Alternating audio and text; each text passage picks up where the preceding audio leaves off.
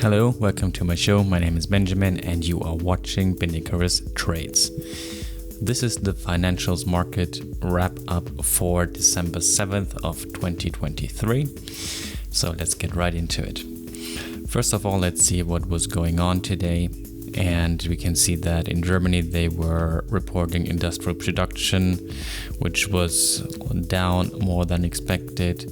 And also in the United States, they reported the initial jobless claims. They were slightly lower than the forecast. In my opinion, nothing to write home about. The big thing for the day was, of course, a catalyst coming from AMD, a semiconductor stock that is really interesting. And basically Meta and Microsoft said they will buy AMD's new AI chip.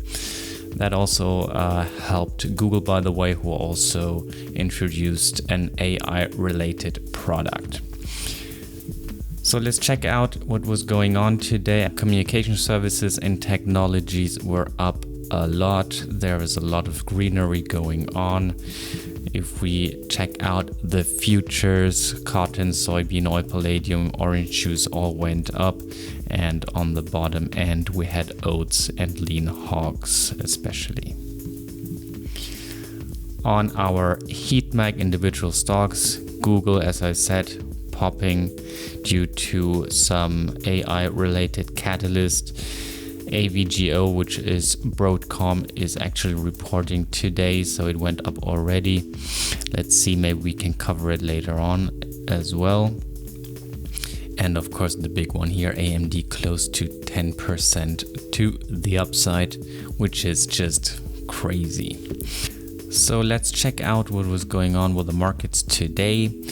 We had the SPY going up 0.75%, still not hitting 460. QQQ going up again by a good fair bit, 1.4%.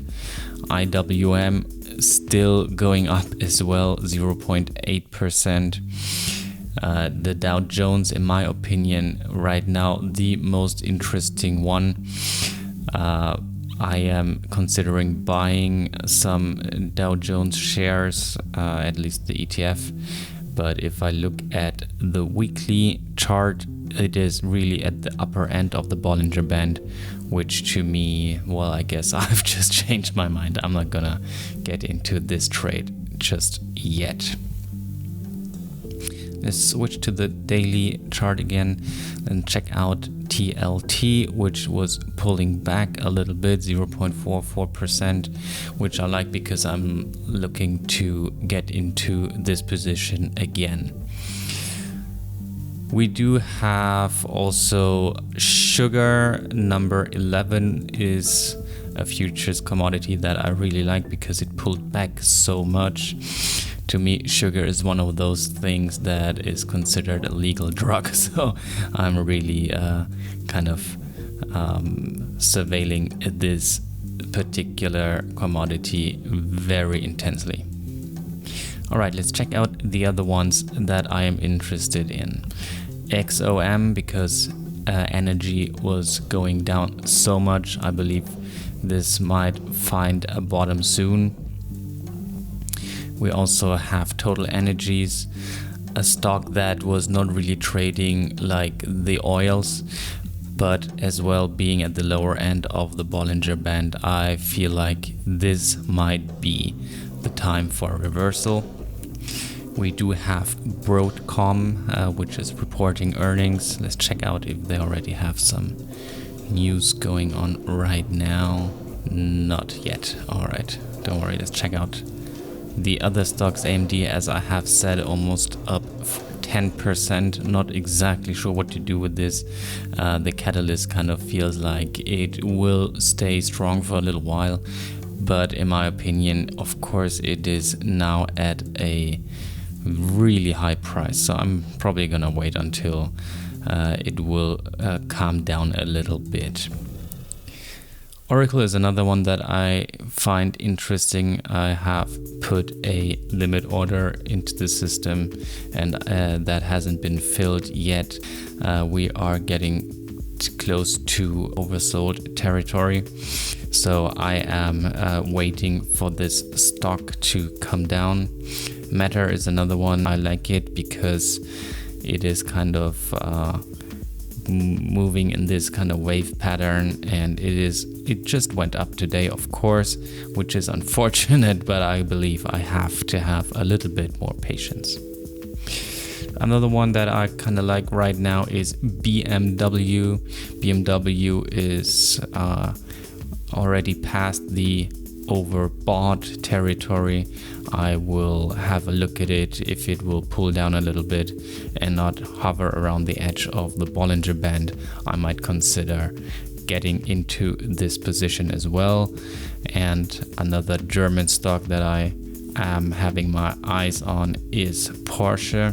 Porsche is a little bit different. I haven't decided yet if I really want to commit to a stock that was just basically going down all of the time. So maybe there is a chance for an interesting short-term trade.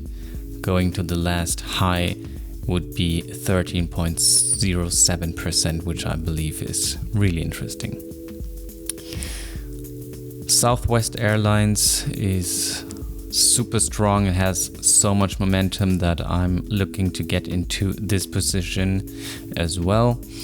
And as I mentioned earlier, of the big ETFs, of the indices, I personally like the Dow Jones the most, even though right now it feels not the right thing to do, because on the weekly basis it is hovering around the top of the Bollinger Band. Alright, so if you found value in this video, please don't forget to subscribe and like the video if you want to support this channel. If you want to support me even more, please make sure, if you want to open an Interactive Brokers account, you can do so using my link in the description. I especially like Interactive Brokers for their software and their platform. You have seen it earlier. I feel like it's really my daily driver when it comes to trading and getting information. Then I do have the link to Tradesviz, which is my favorite journaling software.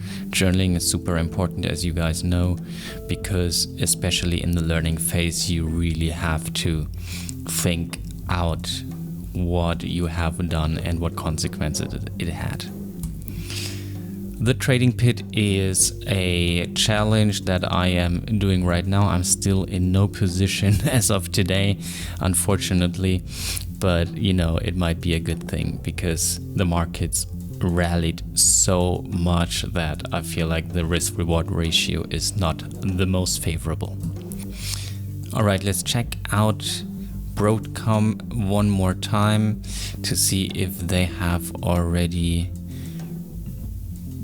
reported the earnings for Broadcom. The news, what does it say?